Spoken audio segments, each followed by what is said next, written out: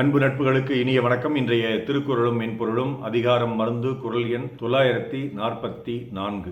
அற்றது அறிந்து கடைப்பிடித்து மாறல்ல துய்க்க துவர பசித்து.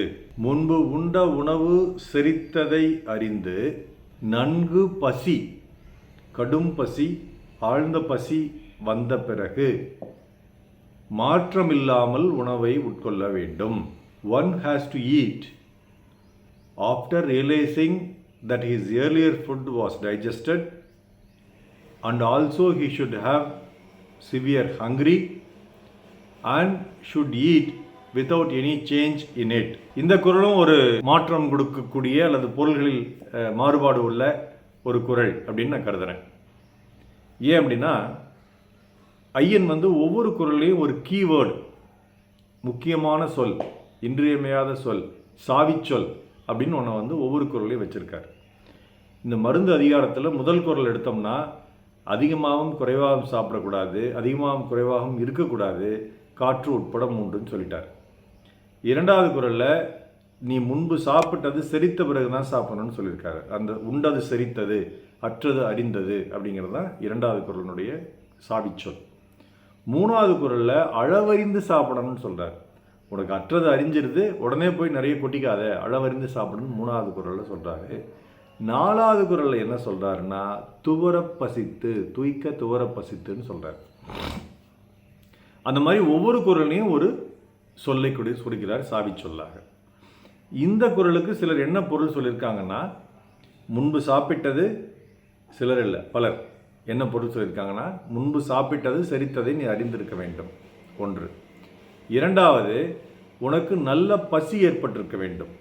மூன்றாவது, நீ உன் உடம்புக்கு ஒத்துக்கொள்ளக்கூடிய உணவுகளையே, ஒத்துக்கொள்ளாத உணவுகளை தவிர்த்து ஒத்துக்கொள்ளக்கூடிய உணவுகளையே உட்கொள்ள வேண்டும் அப்படிங்கிற ஒரு தான் எல்லாரும் சொல்லியிருக்காங்க. ஆனால் இதுக்கு அடுத்த குறள் படிக்கும் பொழுது அதுவும் இதே பொருளில் வர்றதுனால இங்கே அவர் கடைப்பிடித்து மாறாகன்னு சொல்லியிருக்காரு. அதாவது மாறாத கடைப்பிடித்துன்னு தான் சொல்லியிருக்காரு.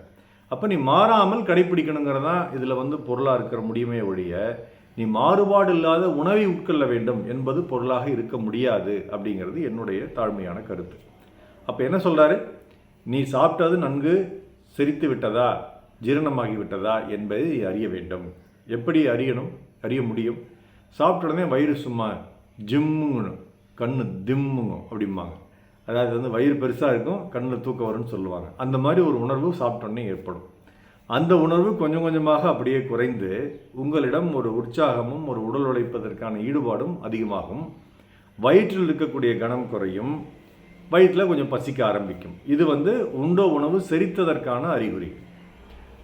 துவர பசித்து, அந்த பசி ஆரம்பிக்கும் போது கொஞ்சம் கொஞ்சமாக அப்படியே அதிகமாகி பசி அதிகமாகிட்டே போகும். குறிப்பாக அந்த உணவுகளை பார்க்கும் பொழுதும், அந்த உணவை பற்றிய சொற்களை கேட்கும் பொழுதும், உணவை நினைக்கும் பொழுதும் நம் வயிற்றுக்குள்ளே ஹைட்ரோக்ளோரிக் அமிலம் சுரக்க நமக்கு பசி அதிகமாகும். அப்போ நல்ல கடும் பசி ஏற்படும். அந்த கடும் பசி ஏற்பட்டதுக்கப்புறம் நீ போய் சாப்பிடு அப்படிங்கிறார். அப்படி சொல்லவர் மாறல்ல கடைப்பிடித்துன்னு சொல்கிறார். அப்போ இந்த ரெண்டையும் நீ மாறாமல் கடைப்பிடிக்கணும். மாறாமல் கடைப்பிடிச்சு நீ சாப்பிட்டது செரிந்ததுக்கு பிறகு ஏற்படும் கடும் பசிக்கு பிறகு நீ சாப்பிடணும், அதை நீ மாறாமல் கடைப்பிடிக்கணும் அப்படிங்கிற ஒரு பொருளை நம்ம எடுத்துக்கலாம். ஏன்னா பல நேரங்களில் அந்த கடும் பசி வந்தோடனே என்ன பண்ணுவோம், கண்டதையும் திம்போம். என்னென்ன சில நேரங்களில் ஒரு மயக்கம் மாதிரி கூட வரும், உடம்புல சர்க்கரை அளவு குறையிறதுனால ஒரு மயக்கம் மாதிரி கூட வரும்.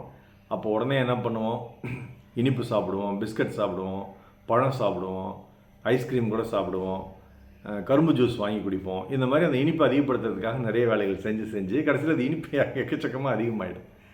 அதனால் நீ அளவறிந்து அங்கே முதலே சொல்லியிருந்தார் இல்லையா, அந்த குறள் இருக்கிற பொருளையும் நம்ம எடுத்துக்கிட்டு உனக்கு நன்கு பசி வந்த பிறகு சாப்பிடணும். நன்கு பசி வந்த பிறகு அளவறிந்து சாப்பிடணும், அதை மாறாமல் கடைப்பிடிக்க வேண்டும் அப்படிங்கிறதான் இந்த குறளில் ஐயன் வலியுறுத்தி சொல்கிற பொருளாக நான் கருதுகிறேன். அற்றது அறிந்து கடைப்பிடித்து மாறல்ல துய்க்க துவர பசித்து. நாள் சிறக்க நற்றமிழ் வாழ்த்துகள். மருத்துவர் ராமசெல்வரங்கம், மிஷின திரளை வழி கடமை சேலம், கள்ளக்குறிச்சி, அரூர், ஈரோடு, கணதிபாளையம் 4 நன்றி. டாக்டர் செல்வாக்கர் யூடியூப் சேனலை ஷேர் பண்ணுங்கள், லைக் பண்ணுங்கள், கமெண்ட் பண்ணுங்கள், சப்ஸ்கிரைப் பண்ணுங்கள். வணக்கம்.